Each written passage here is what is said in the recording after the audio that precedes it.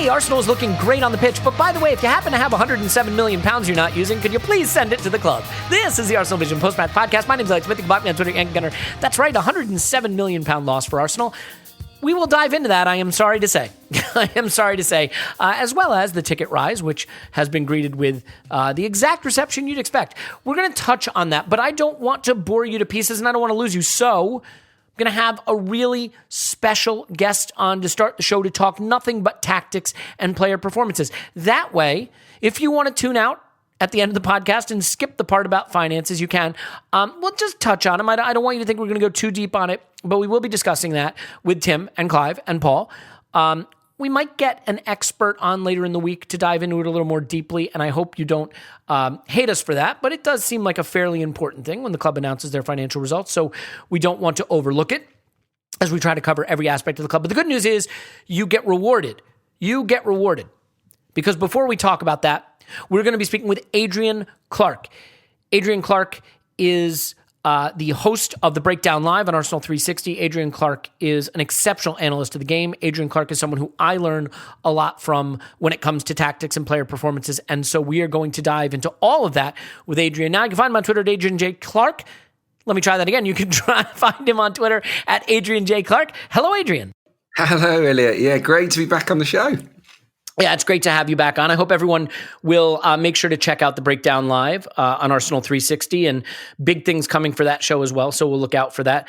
But you are, I think it's fair to say, a tactical genius, a brilliant analyzer of the game. And I was hoping that we could go over some of the tactical tweaks that have been happening at Arsenal over the last couple of weeks and months. Well, yeah, I'm not sure about tactical genius, but I do enjoy analysing the team, the players, etc. Yeah, it's one of the favourite aspects of my job. So yeah, fire away.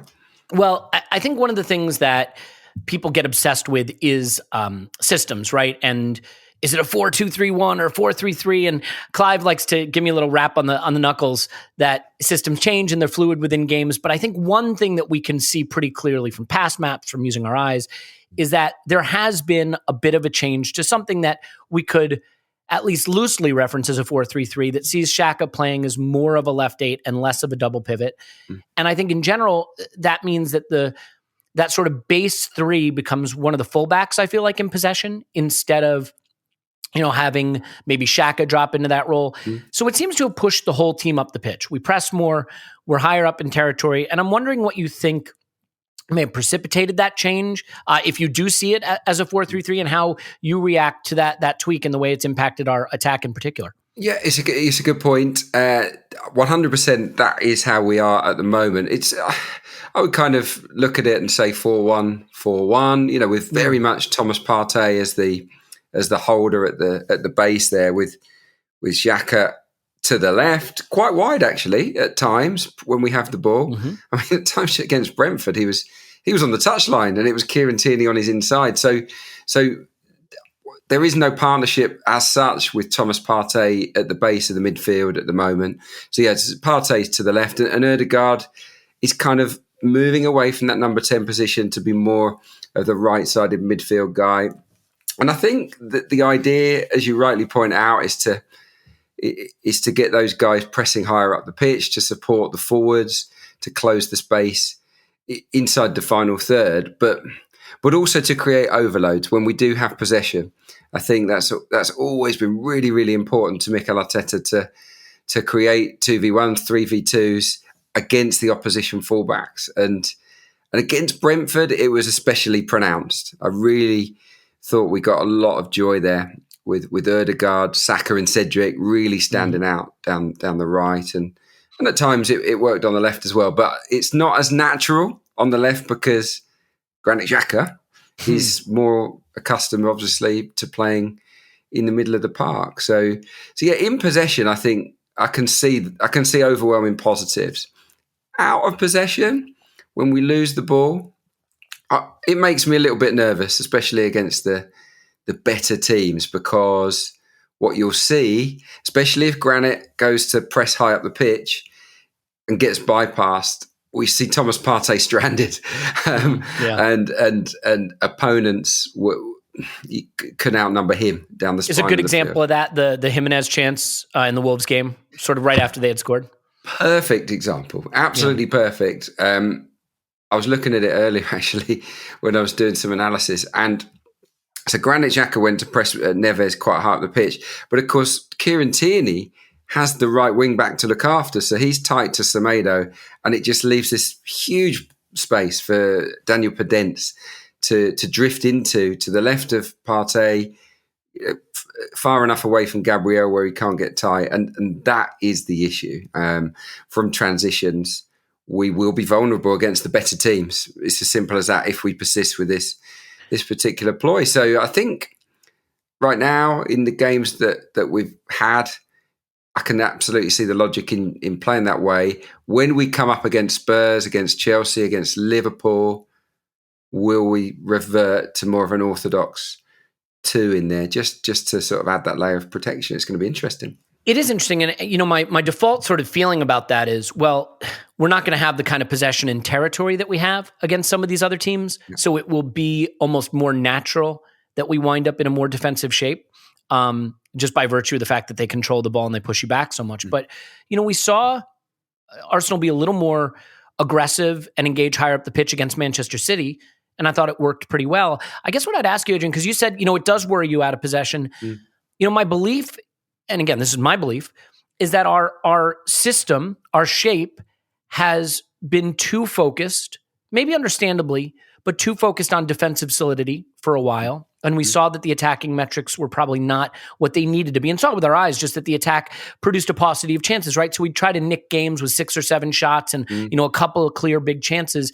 And now you look at us taking 27 shots, 23 shots, moving up the list of teams with shots in the league. I saw an expected goals table that the expected goals difference over the last 10 games in the Premier League, Arsenal are second only to Liverpool.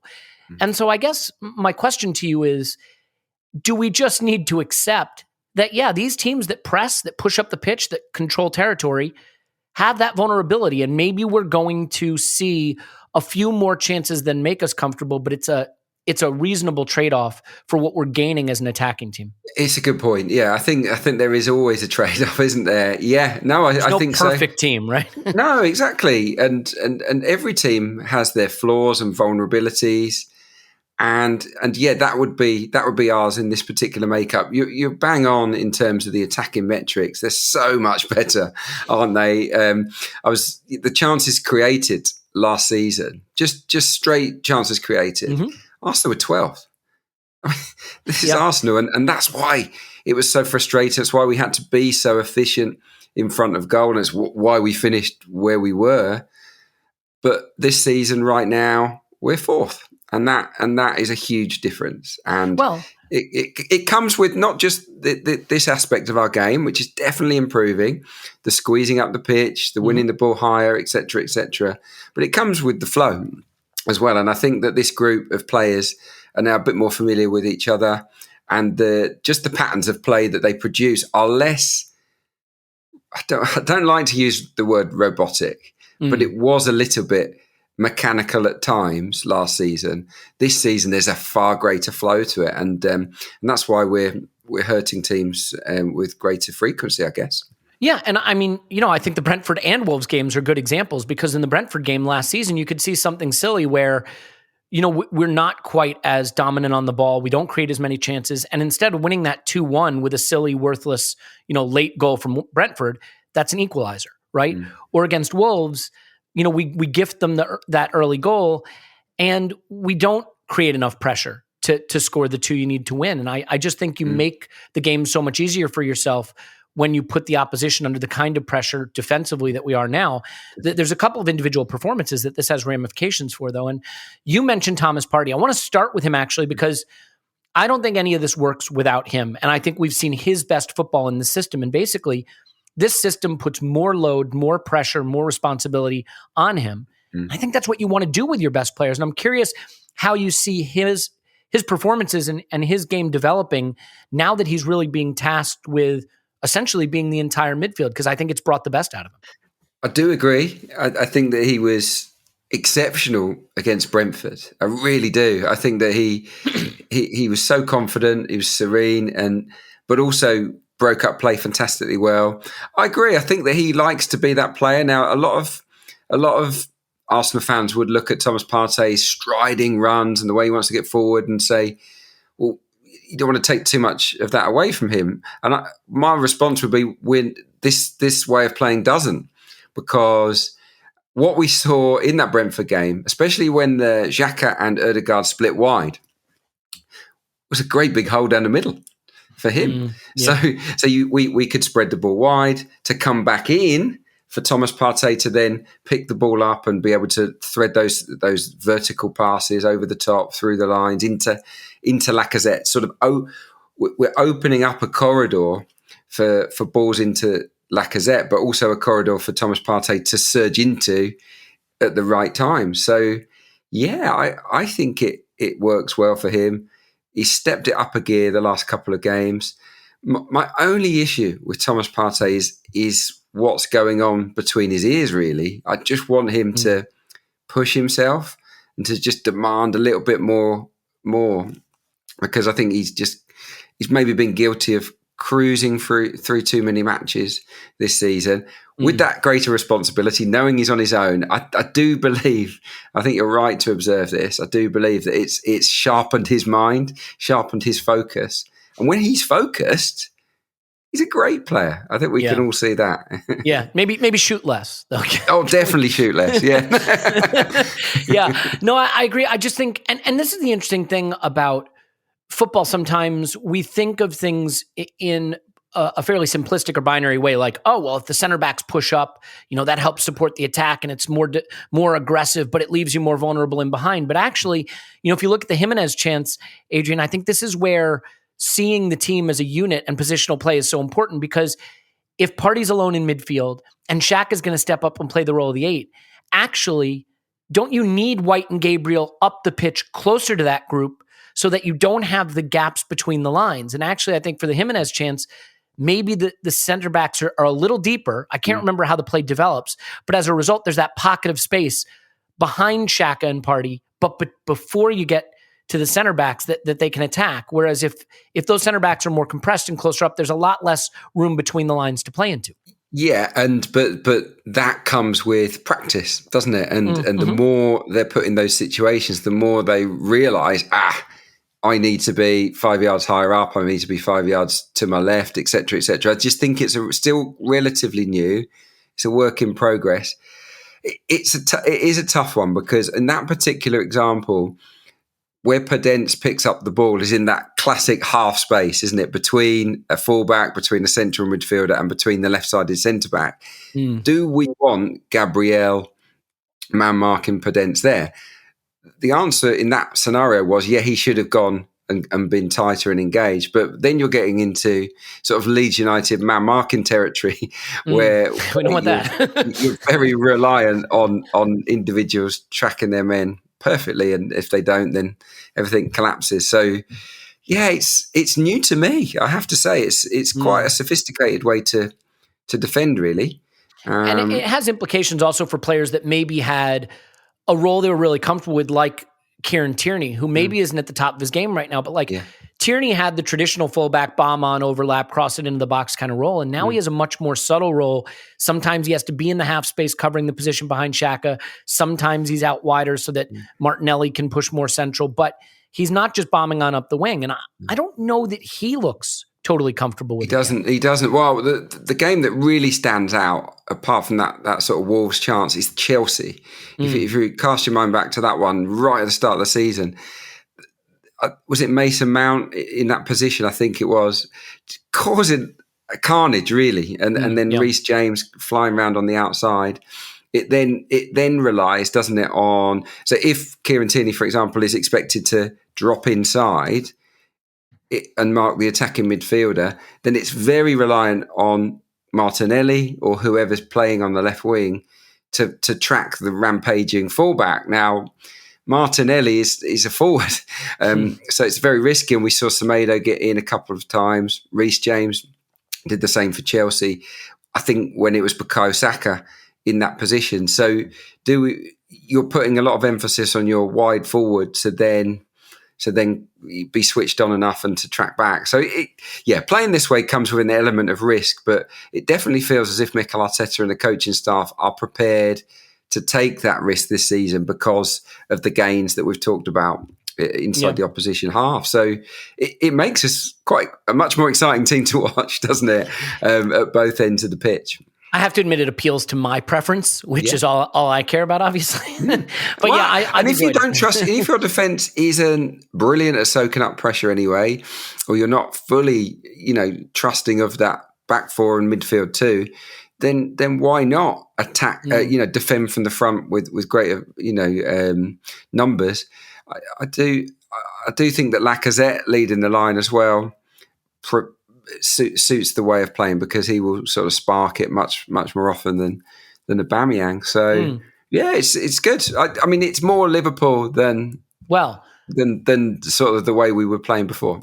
Yeah, it's funny you mention them, because I think also if you look at Liverpool and City, like, they do push up in this way, and the way they solve for those vulnerabilities is a little different. I mean, Liverpool have a cheat code in Van Dijk, right, who can chase down any ball that goes over the top or goes in behind, and he doesn't get beat off the dribble and he doesn't get beat in a foot race.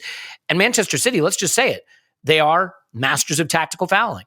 And if their press doesn't recover the ball, they grab, they kick, they hold, they do what they have to do to stop the counterattack. And I think maybe one thing that we have to get a little bit more clever about is the fact that if you don't recover the ball with your press, and if they're able to make that first pass out beyond the press, then you have to think about the dark arts a little bit, because you will be exposed. But the interesting thing I wonder, and this is something we probably won't find out for a few weeks, unfortunately, I'm wondering if Tierney's role has been adjusted a little bit with Tomiyasu out, because Cedric is more comfortable playing in the attacking third. Yeah. And so he's given Tierney a little more, he's asked him to do a little more of what Tomiyasu had been doing, rather than asking Cedric to do it. And I wonder if that might revert back when Tomiyasu's back. Yeah, I agree. Yeah, I think that's certainly the case. They've always done this, haven't they? You've had a sort of lopsided back four. When it's Tomiyasu, Tierney plays left wing, doesn't he? And then you'll see Xhaka sort of drop into those left back spots. Yeah, I think it's a horses for courses approach. But what pleases me, and I'm sure, and a lot of the fans watching, is that the players look much more comfortable now with these little subtle nuances and tweaks than they did earlier on. And that's normal, isn't it? Because they've just practiced it and they've had longer together as a team. So no, and it does appear as well that all of the players are buying into it. No one seems to be complaining. The body language is really positive at the moment. Not seeing hardly anyone, blaming somebody else. Even after we conceded against Wolves, right? I mean, we saw the Ramsdale cam that Arsenal put out, and a lot of encouragement after that goal, not a lot of berating one another. Yeah, exactly. And I think having that tight-knit squad, that slimmed-down squad, even though we all wanted that Vlahovic basically up front, or another striker, it was disappointing not to get that. But the benefits of a slimmed-down squad are that everyone's got a part to play. Everyone feels involved. We've had youth team players on the bench the last few games because that's how small the squad is. It's tight knit, and that they were in it together. And a lot of these guys are sort of in their, I'd say, second full season as Premier League players with Arsenal. It's I think they're starting to enjoy themselves. Yeah, I totally agree. And look, there's always a Rorschach test within the Arsenal squad, and I want to get to that one now with you, which is Alexander Lacazette and the role he's playing. It is difficult because I think you can appreciate what he's doing and also appreciate the opportunity to upgrade at that position without necessarily meaning that Lacazette is not doing the job he's being asked. I think one thing that has changed, and we've benefited from, Adrian, with this push up the pitch and to a more 4-3-3, is that Lacazette was playing really as a false nine earlier in the season. I mean, coming back to the halfway line. He's still dropping in and connecting, but now it's at the edge of the final third or the top of the D. It's a little more up the pitch, which means he's also able to be involved at the ends of moves. I'm curious where you are with this Rorschach test, and particularly his Wolves performance, because there are a lot of people that felt he made a lot of mistakes or missed a lot of opportunities in that game that could have gotten us the extra goals we needed earlier in the game. But you also look at his 8 shots, his, let's call it a goal at the end, his 2 key passes, his 3 dribbles, his box entries. He filled up the stat sheet, as you might say. And so I'm curious, when you look at the ink blots on the paper, what do you see with Lacazette? A guy who is fundamental to the way we're playing, or, weak link is a little a little bit pointed, a little loaded, but someone that maybe can do more. Oh, in the here and now, I think he's integral. I do. I enjoyed his performance against Wolves a lot. Not because he missed chances, which he did, but just because he was so involved. He was so hungry to impact the match, out of possession, on the ball. I really enjoyed his performance. He played with so much character. And as a fan, I want to see players with character. I want to see players just wanting the ball. And he didn't hide. He didn't shirk his responsibilities at all. And when you've had 6, 7, 8 shots and not scored, and the fans are on your case, it's easy to go into your shell. But he didn't. The opposite happened, in fact. And even with the goal that he kind of scored, that lovely little deft flick for Pepe for the 1-2. That was genius. That was brilliant. Outside of the right, yeah. That was absolutely top class. Earlier on in the game, I remember he took up a position in a sort of pocket, and then he dragged the ball past Ruben Neves outstandingly, and then he had a good shot on target from outside the area of his left. He made some good runs. I thought it was terrific. I really did, and yeah, I think if you take him away. And I love Martinelli, and I also think he's got a real future as the guy down the middle, but I don't think he would offer as much tactically as Lacazette does at the moment. There might be times where we need him there, but in the here and now, I think he knits it together really well. And going back to the Odegaard thing, Odegaard kind of moving away from the space that Laka wants to drop into is really important, because Odegaard is in effect the team's number 10, but he isn't. He's playing on that right side, and it's just creating a bit more space around Lacazette to receive passes, and it's changing the angle up as well.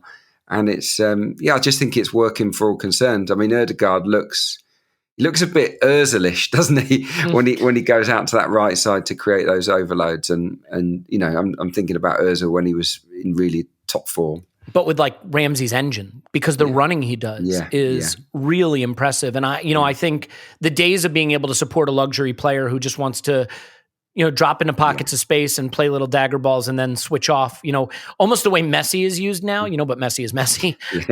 We are not a team that can afford to carry that. And Odegaard does his share of running. And I think a hallmark of good coaching is putting players in positions where they look natural and they thrive. And the switch of system has brought Partey to life. It's brought, a number of players to life. I think it's improved Lacazette, but no one looks better to me than Martin Odegaard.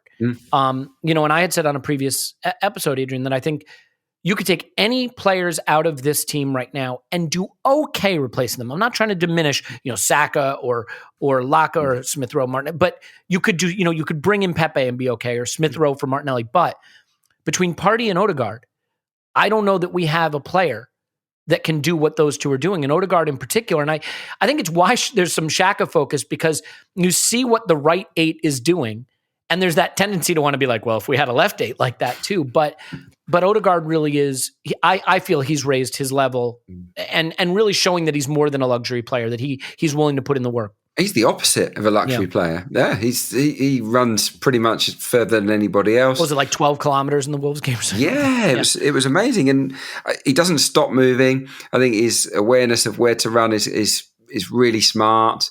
I mean, the opposite left 8, because Xhaka does look a little bit of a fish out of water there. It's not his natural game. In a very attack-minded system, and we have seen this, it's Smith Rowe. He's that guy. But long term in the big games, I wouldn't see us going with Partey, Smith Rowe, and Odegaard. I think you have to have more of a maybe natural, in FIFA. You'd have to have more of a natural box to box midfielder on that side to balance it out. But Odegaard's been fantastic, and he's more heavily involved in the match now than he was when he was sort of central, where he had license to go left, to go right, and there was a responsibility on him to break into the box. I just don't think he scores enough goals or breaks into that danger zone often enough to be a guy that solely plays behind the striker. I think that his position is as a give me the ball playing central midfielder, that wants to go forward. And he's been brilliant of late, absolutely superb. So long may that continue. It's the energy that he's bringing to that role as well as the intelligence. Well, and I think the thing we forget, or maybe we don't forget, but can't be overstated, is when your team is 22-year-olds, 23-year-olds, 21-year-olds, 20-year-olds, whatever the case may be, as I just read numbers out, the opportunity for organic improvement is massive, right? Because they're going to start to hit their prime. They're going to start to theoretically or ideally get better and better. And so some of it is, the tactics improved this player. And some of it is just the players are getting better because they're coming into their prime. They're playing more Premier League football. They're getting more comfortable. I mean, look at how much Saka's improving. Is some of that Mikel's coaching and the tactics, of course, and some of it is just what you'd expect from a sensational young player who's getting more game time. Yeah, I think enjoying their football as well. Yeah, and give it what Arteta has done, and this is arguably the best thing he's done is to give these early 20-somethings the responsibility to say, no, I trust you. I'm not looking for anyone else. This is your role. I believe you can do it now, and I believe you'll get better and better at it. And he's made them the fulcrum of the side. And a lot of people may argue that they've made themselves the fulcrum of the side. It's somewhere between the two, I suppose. But yeah, they are the driving force, and you would expect. Yeah, I mean, 21, 22, 20. Yeah, 23, 24, 25, you would expect them to be even better. It's not guaranteed. Look at Dele Alli. Dele Alli was sensational when he first joined Spurs from MK Dons when he was 19, 20, and he doesn't look the same player now. So it's not guaranteed that there'll be an upward curve, but you would expect it in the case of the guys that we've got. With Saka, I'm sure you've seen it with your own eyes. The way that he drives at defenders now, it's like he's doing it at such a quicker speed now. There's no stopping. He has to be doubled, right? You can't leave him with one man on him, and that just opens up so much opportunity for players to flow into the box. Yeah. He's running at defenders now as quickly as Salah runs at defenders, or Mane, or these guys. Whereas before, it was maybe a stop-start motion, use a trick to beat a man, but there's no messing around at the moment. And I think that just comes with physical development as well as obvious confidence, because this is their level now, and they're absolutely loving it. So, yeah, there's so much to get excited about at the moment. So much. Yeah. Well, I think then one of the reasons also I think Lacazette comes into focus is what's happening on the left-hand side too. And, look, Saka has Odegaard floating over there. He's got Ben White playing, chip balls over the top that he can run onto. On the left, you've got a converted central midfielder at 8. You've got Gabriel, who maybe doesn't have the same, deftness of passing that White does. And so the left pod has to do a little more work on its own. But there's always going to be a debate in every team, in every Arsenal team, certainly a so-and-so should start or such and such should start. And you have a really interesting one with Martinelli and Smith Rowe, because I happen to be a big Martinelli fan. I believe his ceiling is, all the way at the top. Kind of like Jurgen Klopp has said many times, but I'd like him to keep his name out of his mouth. And Smith Rowe's our leading scorer.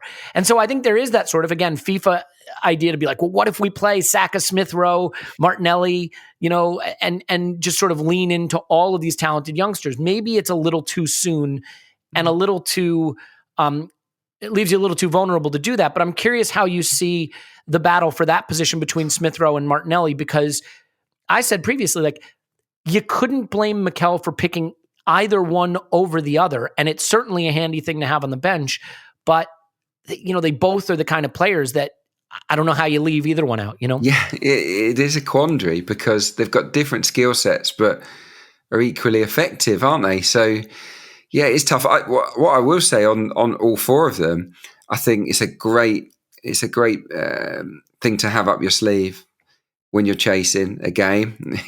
You've got the option to bring one off the bench and not take one of them off, and you can bring those four on potentially behind a Lacazette when you go chasing the game. That is exciting proposition and quite scary, I would imagine, for opponents. Yeah, because Smith Rowe offers a bit more a bit more without the ball. Probably he'll tuck in and do his bit to win the ball back, and he's such a driving force.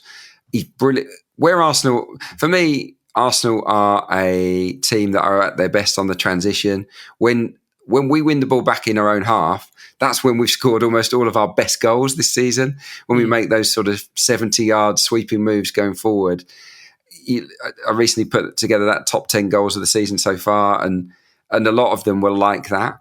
And Smith Rowe's sensational in those situations with the ball at his feet, but Martinelli is sensational in those situations, running in behind, isn't he? Offering that sort of pass between the lines, behind the fullback. So, yeah, it's a real tough one. I would flip flop my opinion from game to game. If you were to ask me today, I might say, I want Smith Rowe in there because in my head is the goal that he scored recently against Brentford, and Martinelli wasn't quite his best against Wolves. But then you flip it around and you think, what about that Leeds away? How good was Martinelli that day? So it's a real toughie, but they're both excellent, and I think they're getting more than enough game time to be content, which I think is key. Yeah. And I mean, look, Smith Rowe in particular, I mean, Martinelli came back last season from a very serious injury. Smith Rowe has had some injury history in his past. And so sharing some time and balancing starts between them isn't the worst thing at that age with that history. And, to be fair, you could make an argument there's another guy who showed against Wolves that he's a little unfortunate not to play more, and that's Nicola Pepe. So there's maybe a little more here than we had suspected not too long ago. I don't want to keep you over the time we had discussed, but I want to leave with sort of one question just about the rest of the season, and that's top four. I think going into this season, the target was get back into Europe. And in saying that, I think the presumption was Europa League. Some of that was probably predicated on the fact that there was a belief that Manchester United would be better. They had finished second last season, maybe a little fortunately, but they'd strengthened, by adding a geriatric crew of all-stars to come in and bring them glory. It hasn't worked out, quite hilariously. And now we find ourselves in a position where top four isn't just achievable, but where I think it's fair to say right now, from where we stand, we are probably favored to do it. Some people hate it when I say that. It is what it is. I'm curious how big, look, that's a silly question. It's obviously huge, but I'm curious how you see that as a target from where we stand right now. And if you think it is fair to ask this group to go and finish top four now from this position, because just to, reveal myself, I think from the position we're in now with two very flawed teams in Spurs and United chasing top four and from really a disadvantaged position now, I think we should go on and do this. And I'm curious if you see it the same way. It's hard. It's hard to assess because when you look with your eyes, you say, yeah, we're better than Spurs. We've got more positives and we've got fewer obvious frailties. United have failed to convince all season. So yes, I do think it's understandable to feel that way. I sense that we're more vulnerable to variables, i.e. injuries and suspensions. And if we were to lose... Are you saying the referees are bent, Adrian? Is that what you're saying? I'm not, because you're right. I'm not going down that route. But clip that audio, make sure it sounds like you said that, don't we? Everything has to fall in place for us fitness-wise and suspension-wise for us to maintain the current level, in my opinion. United have more depth. Spurs have a more seasoned manager that is one of the most coveted in the world. They've got one of the top three centre forwards in the world.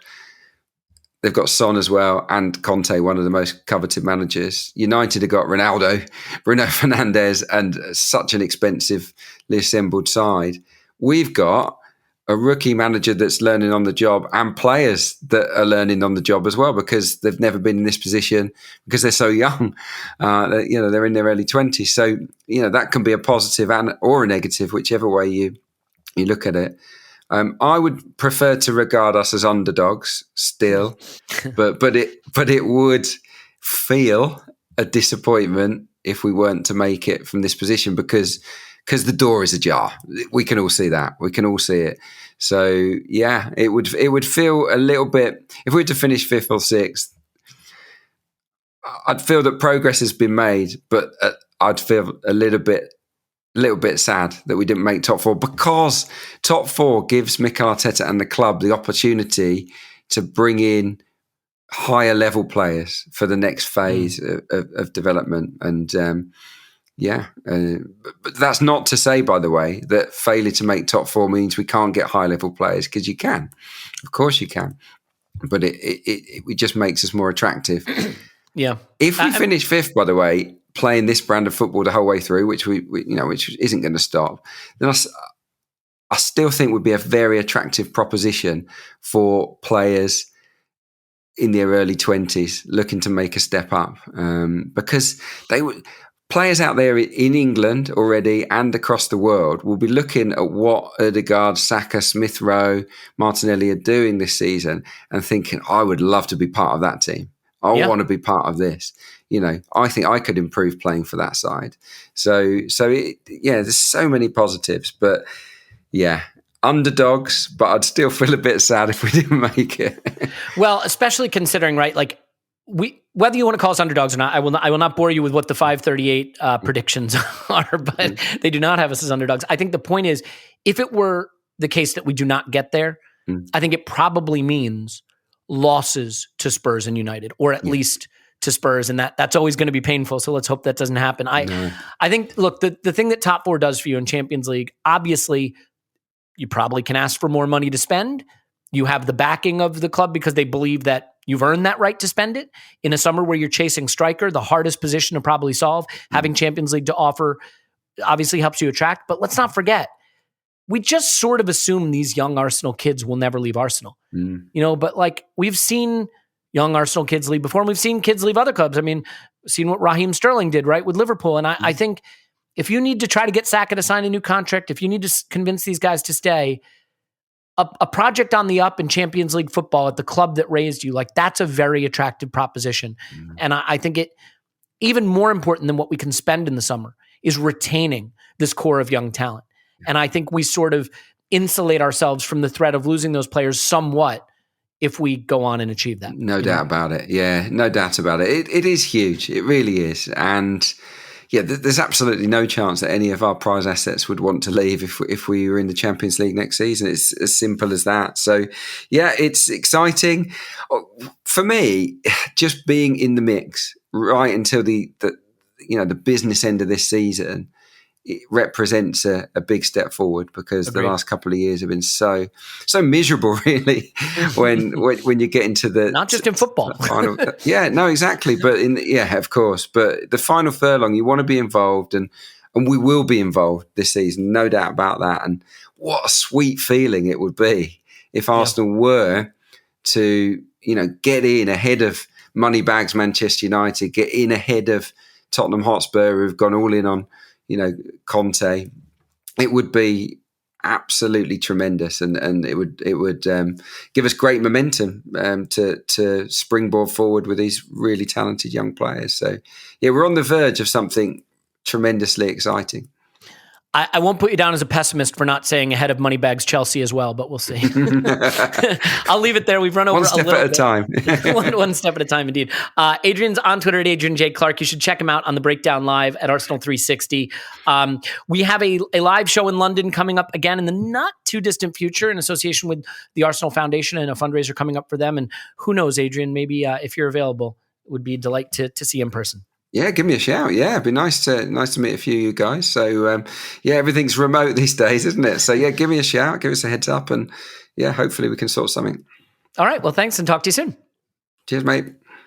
All right, the boys are coming up momentarily, but before I introduce them, I might as well remind you that if you are hiring, you need the best talent, and if you need the best talent, you need Indeed. Look, we've been talking about Indeed for a while, and before I go in and read all the stuff that I'm supposed to read, I just want to make the point, like, as you know, gone through some life events, looked into the whole, should I change careers? Should I find a career? Should I get an actual job? Because, that's a thing that people do. And it is so dispiriting when you go on these multiple job sites, because like, it's just a mess. It's a complete mess. And then you go to Indeed and it's like one place does it all. You don't have to deal with figuring out if you're on the right side or the wrong side or where your listing is or how it's going to be. So, I just do want to say from a personal standpoint that like anytime you can simplify a process and improve a process that is otherwise extremely chaotic and complex and time consuming, that's a good thing. So if you're hiring, you need Indeed because they're a hiring partner where you attract, interview, and hire all in one place. That seems straightforward, right? And it's the only job site where you're guaranteed to find quality applications that meet your need, your must-have requirements, or else you don't pay. So basically, like either they provide the service they're saying they're going to provide, or you don't pay. That seems great. Instead of spending hours on multiple job sites hoping to find candidates with the right skills, you need one hiring partner that's powerful, can help you do it all. With Instant Match, as soon as you sponsor a post, you get a short list of quality candidates with resumes on Indeed that match your job descriptions, and you can invite them to apply right away. Plus, you only pay for quality applications that meet your must-have requirements.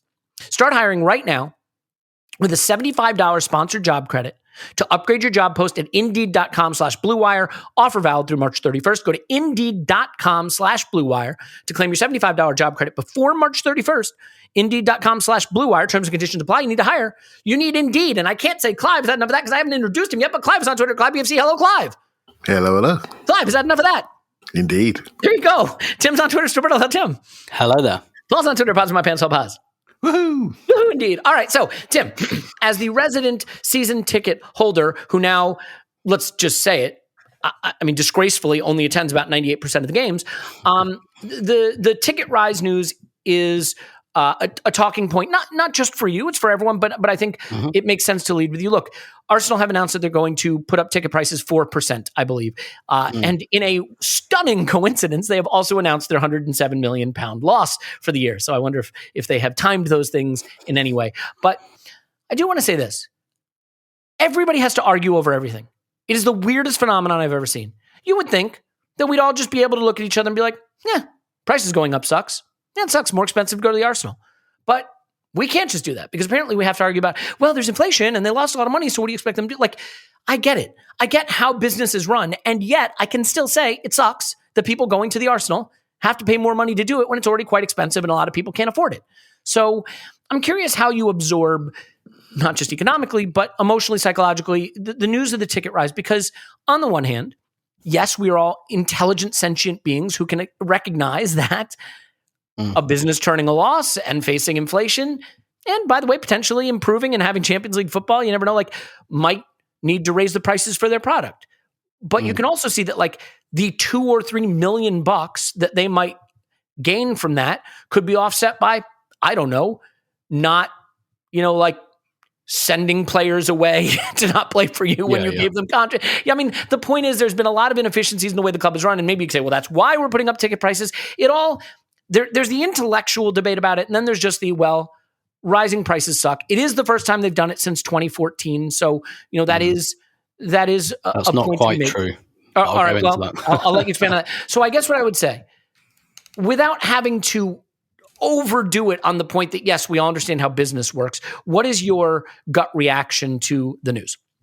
Yeah, I find this one really difficult because obviously there's your personal situation and then there's the personal situation of everyone else kind of looking at this rise, and those two things aren't necessarily the same, particularly at the moment where people have been so unevenly impacted by COVID. So like personally, thankfully, I haven't really been impacted by it, which I'm incredibly grateful for. And that's for no other reason than dumb luck, quite frankly. But there are a lot of people that have, and we're looking, in the UK at big cost of living rises. In April, all of the utility bills are going to go up. I'm sure energy bills are going to really, really go up, even independently of, the situation with Russia and Ukraine. They were going up anyway. Fuel price rises and things like that. So it's really difficult to kind of wrap your head around when everyone's experiencing, economics, as it were, so differently. On the base of it, I don't respond to this as emotionally as I have previous rises. That's almost certainly because financially, just by dint of age, I'm financially in a better position to absorb it than perhaps I was like when they did the 6% rise 10 years ago, 11 years ago now, which was a very big mistake. And they realised that, Arsenal, and what they started doing was instead they wanted to introduce like more incremental rises. My understanding is that that's what they really wanted to do this time.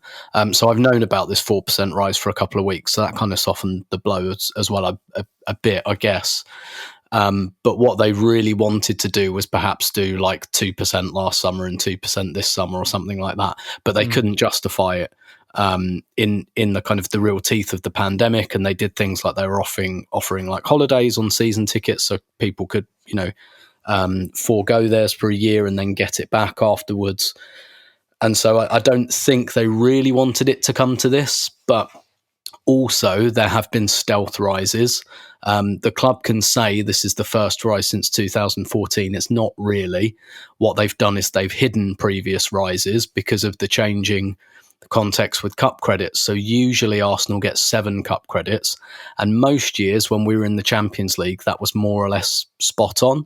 There'd be the odd year that we'd have 6, and there'd be the odd year we'd have 8. But that was more or less spot on. But then the Europa League comes in and we start going deeper in that competition where there's more games anyway. So you get a few of these seasons where we go over the cup credit limit. And that means you pay more on your season ticket the next year. So they hid a few small rises in there. And then like this year, because there's no Europe, they put that down to 2 cup credits. And we actually didn't end up using either of them because we didn't play at home in the FA Cup. And the League Cup doesn't come into the season ticket at all. So like there is going to be like a bit of a rebate for those 2 cup credits this summer. So like there's been a lot of stealth stuff happening, but this is the first time they've been able to say that, or they've been in a position where they have to say, yes, this is a 4% rise. And actually I wasn't expecting them to say that. I was expecting them to announce this as a smaller rise due to the rebate, but really there's some still stealth built in. I do get it from the club's perspective, and I do get, no one wants prices to go up ever. And Arsenal, Arsenal have always previously had held this line that like, oh, we've only done like X amount of rises since 2006, like ignoring the massive, massive rises they implemented in 2003, 4 and 5 to get us to that stage to finance the stadium move. So, there's a lot of, obviously, like they're a PR savvy operation. So like how they announce these things is, it's clever. There's a bit of sleight of hand involved.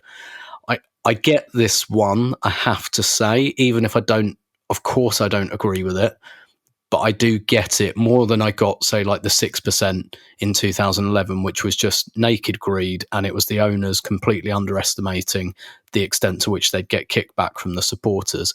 And there are things going into it like, they're going to upgrade a lot of elements of the stadium, which are pretty expensive. They've probably had to overspend in the last couple of transfer windows to get a competitive team on the pitch. But it also brings other things to light, like you said, having to pay players to go away. Doing things in the commercial arena, still not really well enough, for example, like not having a separate sponsorship for the training kit and stuff like that, like just giving that away for free. A friend of mine just tweeted today, don't squeeze fans, squeeze sponsors. Why aren't we separating that out? Why doesn't London Colney have like someone's name? Because no one gives a fuck if like London Colney is sponsored by Adidas or whatever else. There's no like emotional kind of pull there. So No. It does bring a bit of a spotlight onto some of those things. So I guess I'd sum up very broadly by saying I get it, but I don't agree with it. I do think the club deserve credit for extending the discount to 19 to 21 year olds to all areas of the stadium, not just like the family enclosure. Because when you're 19 to 21, you don't want to sit in the family enclosure. But I would also say that Arsenal have been quite slow to do that anyway. And I feel better about maybe subsidising something like that to an extent. But yeah, I get this one more than the others, and I get that they didn't want to do 4% all in one go. It's just the way the pandemic's gone. But I mean, obviously, I don't agree with it in principle. Yeah, and I mean, this is what's so hard, right? I mean, if the question is, what can Arsenal charge and still fill up the stadium? It's probably more than this, right? I mean, there is this difficult discussion. Is the goal to be an economist and achieve the perfect balance of supply and demand?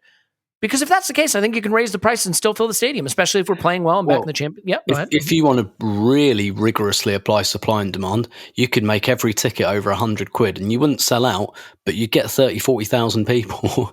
And if you get 30, 40,000 people paying those prices, that's more than you probably get selling out at the moment. So if you really brutally apply supply and demand, that's kind of what it's about.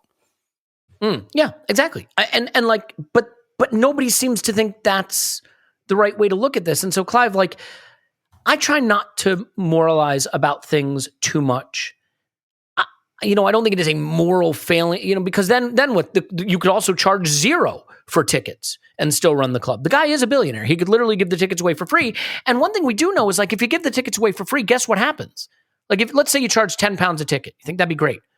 You're just going to get scalpers, right? You're going to see them on the black market for $1,000 a ticket. So, I mean, there is a reality that the ticket has to approximate something that looks like value. Otherwise, gray markets, black markets do their thing and people get gouged anyway. So I get it. I'm not a rube. I mean, maybe I'm a rube. Maybe I'm getting this totally wrong.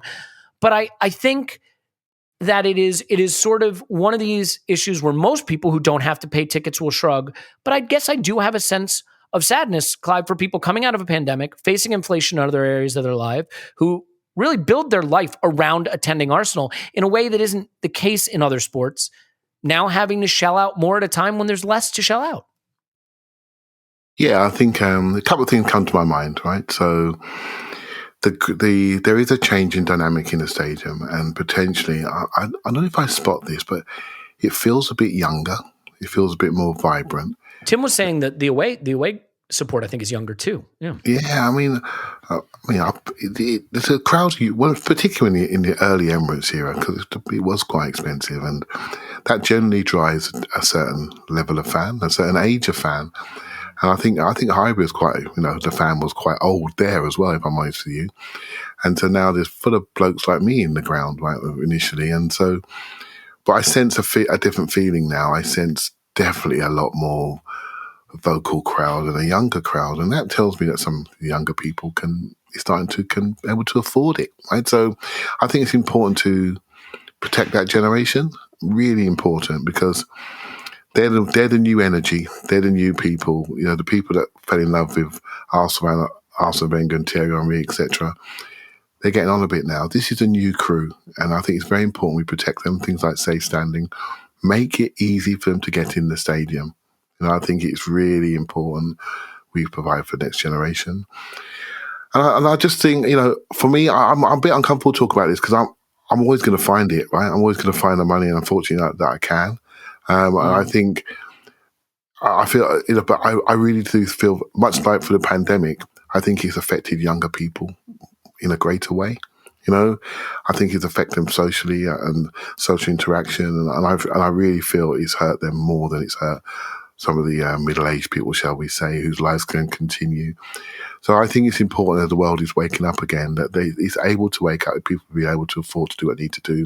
But everyone's being squeezed from all sides, including Arsenal, right? So your point about sponsorship, I really agree with. Some of our deals with Emirates, for example, I don't think we can do the training ground sponsorship. And that means we've got to get better at this. We've got to be more opportunistic. We've got bills to pay. We've got things to do. Things need updating. Stadium needs updating. The training ground could always do with updating. There are things to do. The women's team needs more support, right? There are things to do here. It costs. Let's get better at football, get better at commercial value, and let's bring more revenue in so we don't have to go to squeeze the fans. I read, there's a guy called Darren on Twitter, and he posted out today that they get $2.5 million from this. $2.5 million doesn't seem a lot. Maybe negotiate a better Mavropanos deal to Stuttgart. You get that $2.5 million back in your pocket and give them away for nearly nothing, So there's room for more efficiency. But I understand there's different types of bringing revenue in. This is a business decision, right? They've done a great job in reducing the wage bill. Let's sharpen up commercially so we don't have to squeeze the fan. That's my view, really, Elliot. Yeah. I mean, the hard thing is, if you sat down and said, here's what a ticket price should cost, Paul, you're never going to be able to arrive at that number, really. Because if your goal is to gain the most revenue from ticket sales, as Tim pointed out, you can really put it up wherever you want. if your goal is to make it quote unquote fair for fans, that's also hard, because if it's too low, you're going to see tickets bought out in shady ways and then sold in gray markets and black markets, even though the club, can do some things to prevent that from happening with memberships and things like that. So it is a little sticky, and I think they wind up just sort of looking around them at where other clubs are at and try to be roughly in that range, but sort of at the top because you're London and whatnot and so forth. But I mean, so I want to get outraged about stuff, and yet I sort of understand that there's no real right answer you can arrive at, except to say that maybe, just maybe, given everything facing fans right now coming out of the pandemic and inflation and some uncertainties that are out there, and you're seeing a new young team develop and you're getting new young fans, the next generation of Arsenal fans excited, maybe, just maybe, don't do this now and take the fuel out of the engine for the rebirth of a new generation of fans. That would be my only really strong thought there. How about you? Yeah, I think that's spot on. Obviously, this news has just come out. And so I'd like to kind of absorb it a little more. And of course, fair, it's not my money. But what I would have hoped for when something like this comes out, if you're in your 40s or 50s, your economics are totally different to your economics when you're in your 20s. What's more, in your 40s or 50s, it's the experience of every aspect of it, including the money. You'll spend money on things and it'll make you feel good that you spent money on it, depending on what it is. And where I'm going with this is, if older supporters had to spend a little extra, understanding that what that did was get access for much younger supporters, I suspect most supporters, if it's well explained to them, would actually be behind that, feel good about it. If they're part of what's making Arsenal, a new generation of Arsenal coming through their ticket prices, if it's structured so that more and more of this is to get younger and younger people to get access. Fathers have stopped. I've noticed when the cameras go around the crowd, fathers seem to have stopped protecting their children from the massacre by not bringing them to games. They're actually bringing them along to see a team playing good football, generally winning, with younger, relatable players. I really think we're at a kind of a moment with Arsenal right now.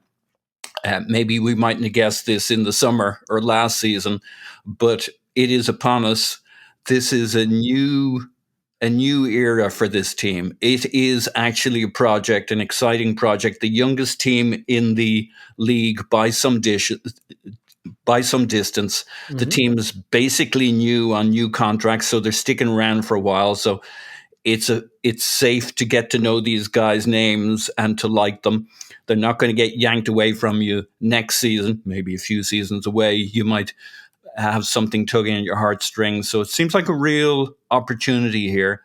And as I say, I don't know if they've done this well or badly or anything like that. I'd leave that to Tim and Clive, who, they're the goldfish who swim in that water. So what am I going to say? But I really hope that, because I think there was an opportunity to both do something with ticket holders who, I don't know what you spend, Tim, on a season ticket versus your football, but you probably spend a shitload more, you and Clive, in terms of going to games, the drinking, the traveling, all the stuff around it, way beyond the price of the season ticket. So, whether it goes up, 4% or not, you probably wouldn't. It's easy for me to say, but I guess you probably wouldn't know at the end of the year when you look at your bank account whether it had gone up 4% or not. And I, not that I want to be giving away your money, but I do. Whatever they're doing at the moment, I think if people see that, I think people get that the club, it has gone through challenging times and everybody feels like putting a bit of skin in the game. What they don't feel good about is giving money to the Stan Kroenke, because he's a gazillionaire. That's just Like this pays for one of the dump trucks that hauled dirt to where they built the SoFi Stadium in Los Angeles. That's what this pays for. Yeah. But I've made my peace with the idea that Stan Kroenke doesn't think he should be dipping into his personal funds, and I'm just not going to go there. That's not one of rightly the chips or wrongly, on the right? table. I get it. You've just decided to move on from it. Yeah, it's not. It's who what no. Fine. So it's within the container of Arsenal Football Club and KSE as a business. There's some back and forward, and I hope that the compromises, the trade-offs we make. I think there are people who for the right reasons are supportive of an increase in a price, especially if what that is doing. And the club should see this too. To our point about the economics. Oh, there are, they could move it up to 100 quid or 110 quid. They could, but they'll totally screw themselves over a 5-10 year period because they're excluding the next generation. So there is a calculation on both sides that says bring through a new young generation at this time of people who developed the habit of going to games week in, week out. I mean, Tim, you did this in your teens, right? This became part of the water you swim in, and that's when you made your decisions and your life patterns and your changes. Because like in my 20s, I wasn't going to football. I was going out doing other things, but like... Yeah, but Tim wouldn't have been able, I'm guessing, to make that decision now under this sort of price scheme, Yeah. Yeah, no, I mean, I was to be fair, I was in the family enclosure till I was 16, and that was, but yeah, from like the age of 18 to 25, like, yeah, not really, to be honest.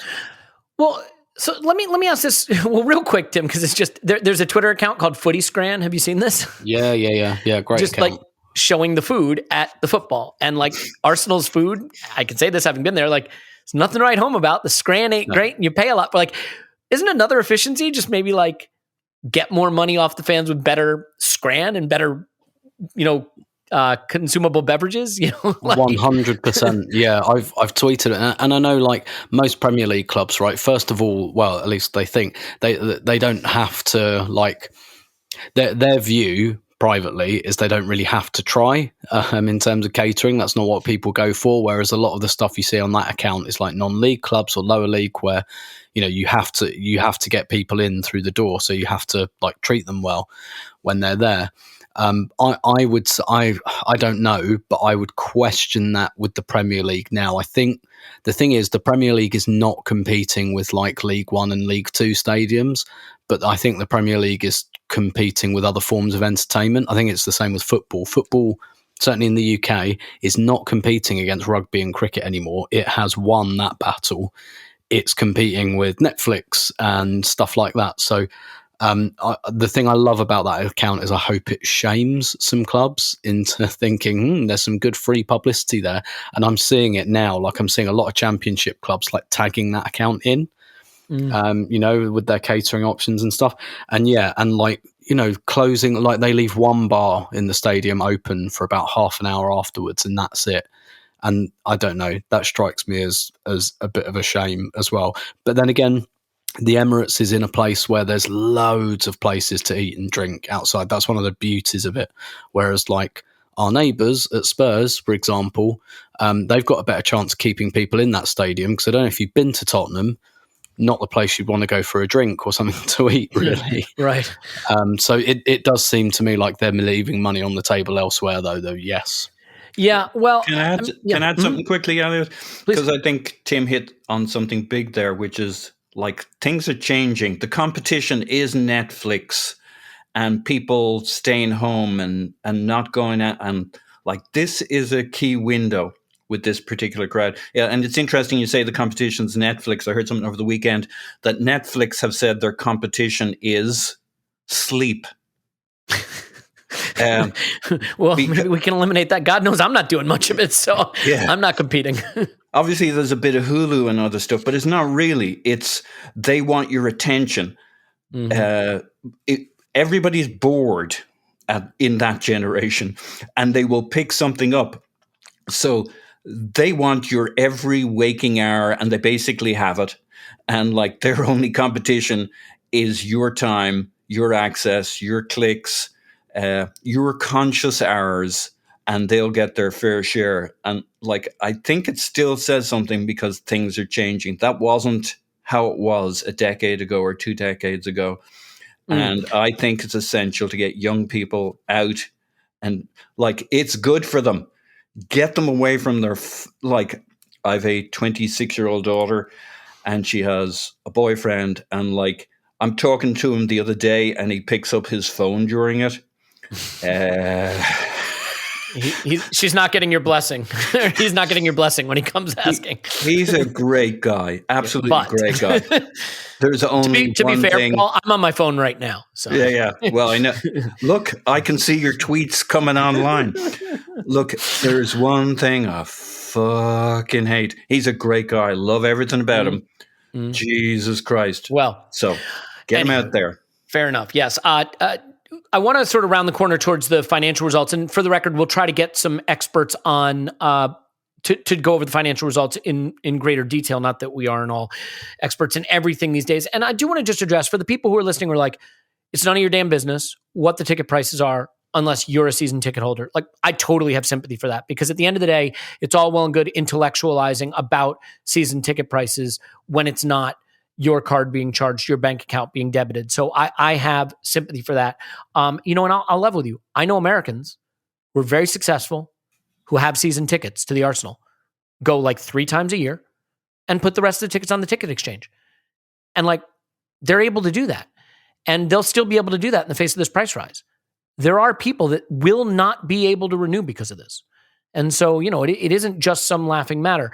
Tim, the one thing I do want to say, though, is what's weird is there's this sort of hybrid model of argumentation where you have people who will defend a price rise and say, like, well, the club's a business, and what do you expect? Like, they had almost no match day revenue the last few years. They haven't done increases, yada, yada. And then when you try to say, like, oh, we shouldn't sign Pablo Mari, they're like, oh, you think that £3 million matters? And it's like, well, Pablo Mari was the entire ticket rise. So like, you can't have it both ways, right? So like, if you want to argue that the club has to do this sort of thing to be an efficient operator, then like, you also have to take seriously missteps in the market and wage bills and things like that.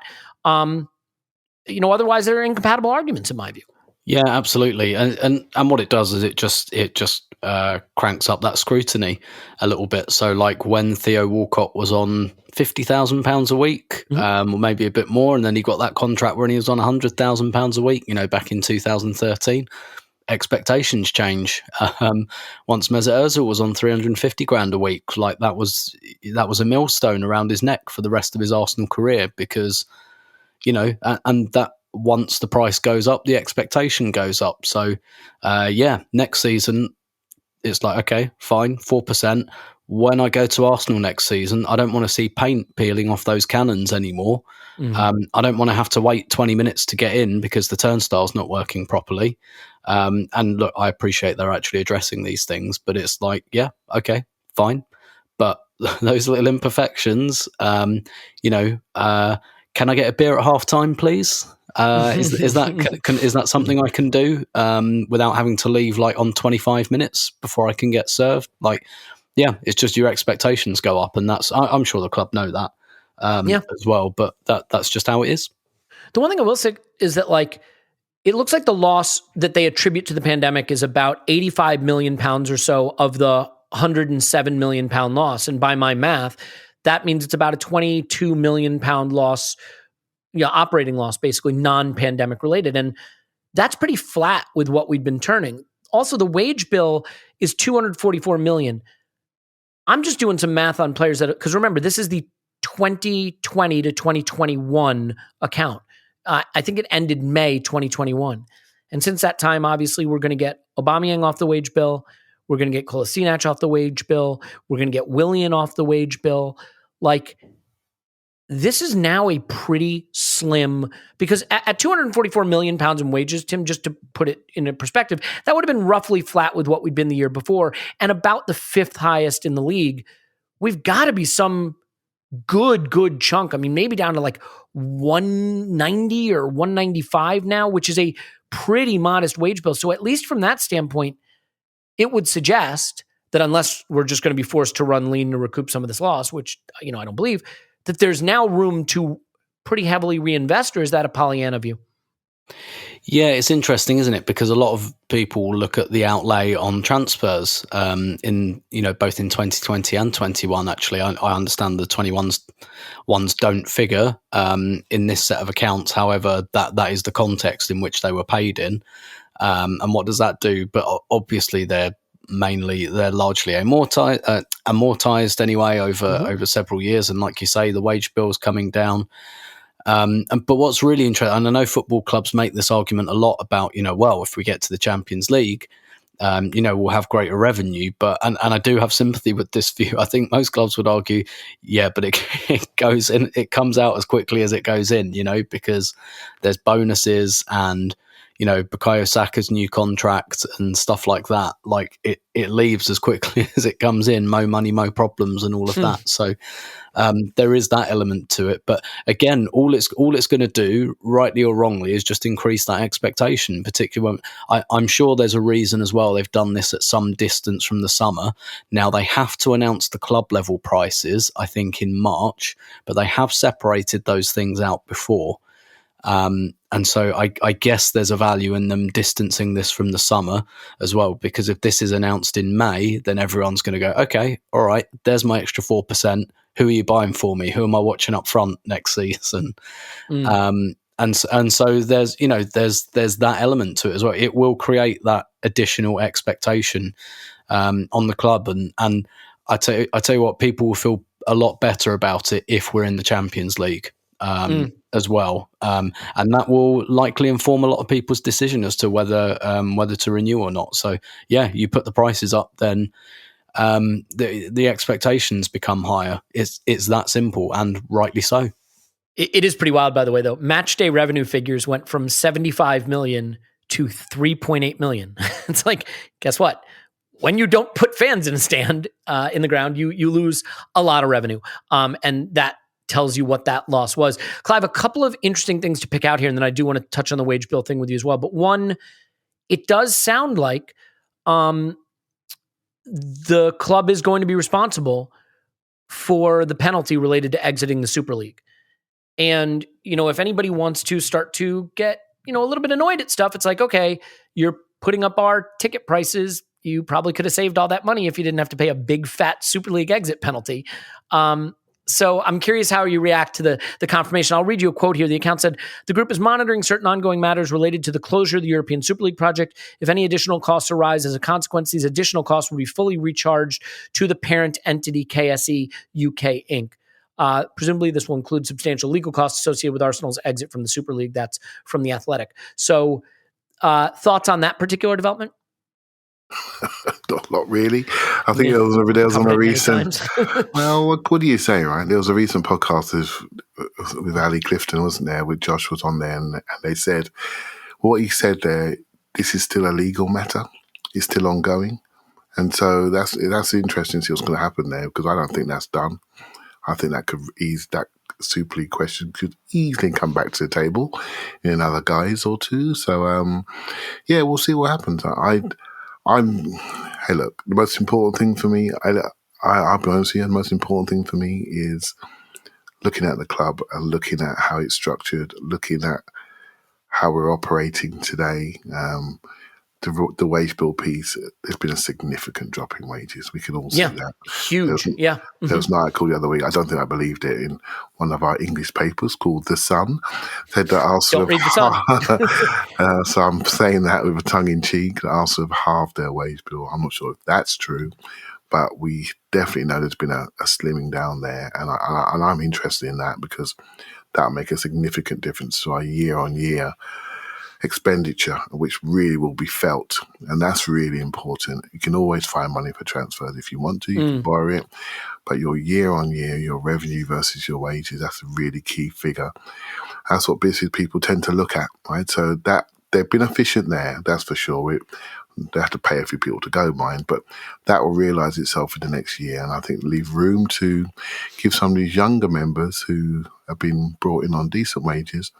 It leaves room for expansion. And another thing, what will happen is, I'm sure in some of these contracts, if you do qualify for Champions League, then there's certain wage increases or contract renewals, etc., are going to be all hooked in, because any decent agent would make sure that was in the contract, right? So, yeah, this is just a start, but at least I like the efficiencies that have shown on the wages side of things. To do that, we maybe had to swallow some exits, shall we say, some payoffs. Mm-hmm. But going forward, I feel we're in a much better place, and for being in the ground a bit more this season, there's no shortage of food and drink being bought, and there's no shortage of kits being bought, and there's lots of smiling, happy faces, and all the surrounding areas and pubs are just full and alive, and it's all rocking at the moment. So it feels good. Long may it continue at the moment, but I hope this doesn't take away the momentum. But I don't think it will. A victory against Watford will sort that out real quick. Yeah, and I mean, Clive, we can talk about transfer spending, net spend. Don't talk about spend, talk about net spend. Screw all of that. Just look at the wage bills ranked, and you are pretty close to looking at the table, with the hilarious exception of Manchester United and, to be fair, Everton. I mean, it's City, Liverpool, Chelsea, Arsenal, Spurs, Everton, Leicester, West Ham, Palace. Like, it's close with the exception of United, who spend the most to get the least, and I am here for it. But I mean, when you start thinking about Ozil's wages, Oba's wages, Willian's wages, Kolasinac's wages, Lacazette's wages, like over a 2-year period, all of those dropping off, not having been replaced with any really high wage acquisitions. You know, I think Thomas Partey will be the highest earner at the club when they are all gone. You know, going into this summer, contracts run out July 1st, I think, is when they're done. I'm not going to say we've had the wage bill, but if it's $244 million, which is basically flat with what it was the year before at $232, you could have taken $80 or $90 million off that wage bill, absolutely. And you are looking at a team that is poised to be able to reload and to offer a couple of $200,000 a week type contracts. So there is flexibility there to strengthen a team that's looking pretty good.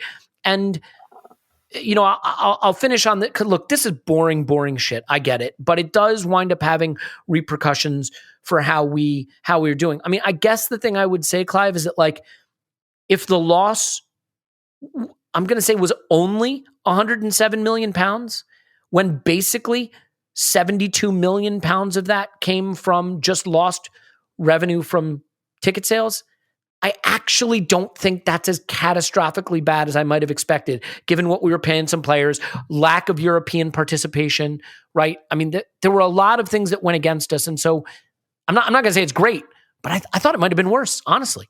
Yeah, me too. I predicted 140 because I think I read that somewhere, so I believed it, like you do. And so when I saw that today, I thought, that's not too bad. Obviously, it's not our money, so it's easy for me to say that. I think I look at what we're doing now. This is where my head is, right? So I look at what we're doing now, and we've reduced the squad. I think, what sort of squad model are we going to have? What does this reduced wage bill allow us to do? And I'm starting to come around to the thought process that we're going to have a smaller but quite a high quality squad, right? So you have a smaller number, not as large as it was, and with younger youth players, of which we have plenty that are close to being at that level, and show them a real pathway because they haven't got 3 30-year-olds ahead of them blocking them. And that will allow these other younger players from around the country to think Arsenal's a place where I want to be. I'm going to be exposed to at least the bench and exposed to first team training on a continual basis. And that's going to speed my development. And I'm looking at the construct of what we've done recently. And I think a lot of us feel uncomfortable with the size of the squad at the moment, but I think the players feel comfortable with it, and I think I can see this trend continuing going forward. And I think there'll be a few more to go, as we know, contractually, and I don't see another 8 signings coming in. I maybe see 1 or 2, maybe 3, but high quality signings that really do fill the slot. So what we've done, we've created flexibility in our go-forward plan, and I think that's really quite smart, actually. Yeah, I think I agree, and I think that's well said. And, you know, we get overly invested in accounts. I mean, the one thing that comes from this statement is they basically said the parent company, KSE UK, is providing the working capital for the club to stay a going concern. We don't know if that's being provided at an interest rate that's usurious or you know, even just a standard interest rate or almost no interest. We have no ability to know that right now, as far as I know. We'll try to get some financial experts on judiciously so that we don't bore you to tears. But I think it's fair to say that like the club's health right now is obviously tied to KSE and KSE's investment. The club has just lost $107 million pounds, pardon me. They'd be happy to have lost $107 million, but £107 million. And so we'll have to see what that all means. On a footballing front, Paul, we do play Watford. We'll talk more about that on the second pod of the week. We're going to do double rewatches of the Wolves game, first and second half for patrons this week. So I'm excited about that. And we had a full data review come out over the weekend with Matt Giant Gunner, which was awesome. But like, Paul, the United just failed to beat Watford quite hilariously. Really enjoyed it. But one of the things that I love that I can take away from that is, oh, by the way, they sort of battered them and created enough chances to win. Watford looked a little dangerous on the counter, and United created a lot of clear chances they didn't convert. So it's left United obviously in a really, really bad position now because they have City, Liverpool, and Spurs plus Atletico coming up, and they need to bank some points now to stay in this top four race.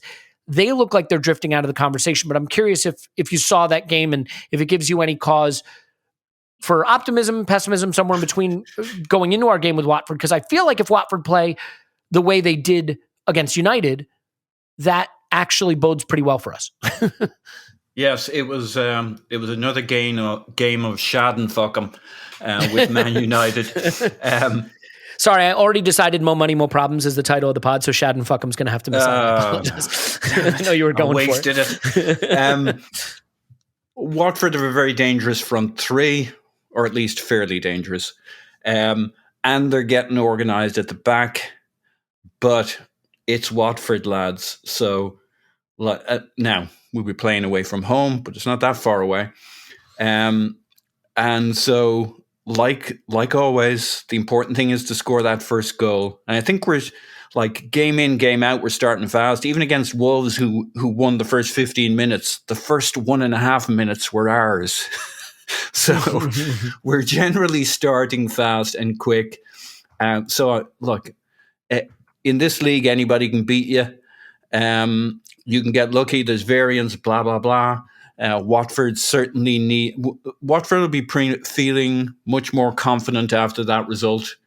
I mean, that was at Old Trafford. So they'll have got a little tick up. Everybody still thinks Arsenal's a little bit of a soft touch. But I think they're about 12 months out of date at this point, especially you take, since it clicked for Arsenal, we're a pretty deadly team. So clearly get the first goal, and then I think Watford's doubts about themselves will come in strong. I think we have a really good shot at getting the first goal. Kind of related to this, if I look, remember when we used to get an inordinate number of draws? And I kind of felt it was last year, but it wasn't really. It was the year before, 1920. We had 14 draws. This year we have 3 draws so far. Okay, there's another quarter, whatever, a third of a season to go or whatever. But we have the lowest number of draws in the league, which is what makes me feel good about games against teams like Watford, right? We're either going to win, or he says slightly nervously, we might lose. But to me, it could be a measure of a lot of things. For me, it's a measure of the fact that we're basically winning our games, and we don't have a bunch of these draws. So, what happened to United? They got stuck in I bet they've an inordinate number of draws this year. Certainly feels they do.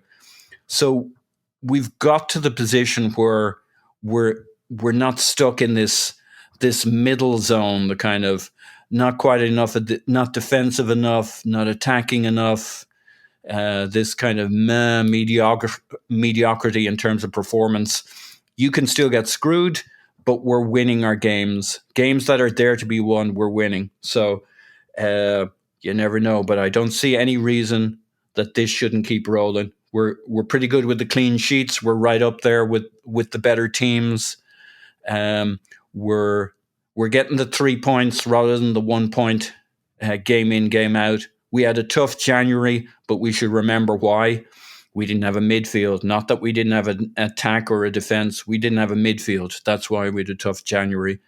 And I think since the big click, we've been clicking and consistently. And I don't think like you never know when the weekend you'll have a bad result is, but this doesn't feel like it's going to be the one. I mean, yeah, like you said, you never know because, to be fair to United, and why would you ever want to be fair to United? Like, they played well enough to win that game and got a stalemate, much in the same way we played well enough to beat Burnley, I felt, and got a stalemate. And those kind of things can happen, but you'd certainly back us to do it. I think there's going to be some interesting selection questions about that game. It does sound like the setback for Tomiyasu is not great, so that's unfortunate. We'll cover all that later in the week. I think we gave you a good chunk of tactical discussion with Adrian Clarke, and then we got to bore you to tears with financial analysis and ticket price mumbo jumbo, and that feels like the perfect way to celebrate a Monday. So I think we should leave it there. Rewatch the Wolves game with us over on the Patreon side if you'd like to. That'll be coming this week, or not. The important thing is that you're here, and wherever you are, in any way interacting with us, listening, however you want to get involved, we appreciate it. And as a final word, a very, very, very happy birthday to Andrew Arsblog, turning 20 this week, put out 21 podcasts in honor of it, 20 plus a bonus. Immense dedication to keeping us all connected to the club, and certainly a man without whom and without whose content I would not be here doing this. So happy birthday, Andrew. Paul's on Twitter at Pause My Pants. Thanks, Pause. Woohoo! Tim's on Twitter, Roberto. Thanks, Tim. My pleasure as always. Clive's on Twitter at Clive PFC. Thanks, Clive. Thank you very much. You going to be okay rewatching the Wolves game? You get through somehow? Yeah, man. I can't wait. I got some stuff for you. I hope you watched that data review, baby. I hope you watched that. I watched it. So you and Matt, you hold on to your seat, mate. I'm coming for both of you. I know I fell asleep during it when I hear it. Anyway, we love that. All right. Thanks, everybody. We love you. And we'll talk to you after Arsenal 10. Watford, no.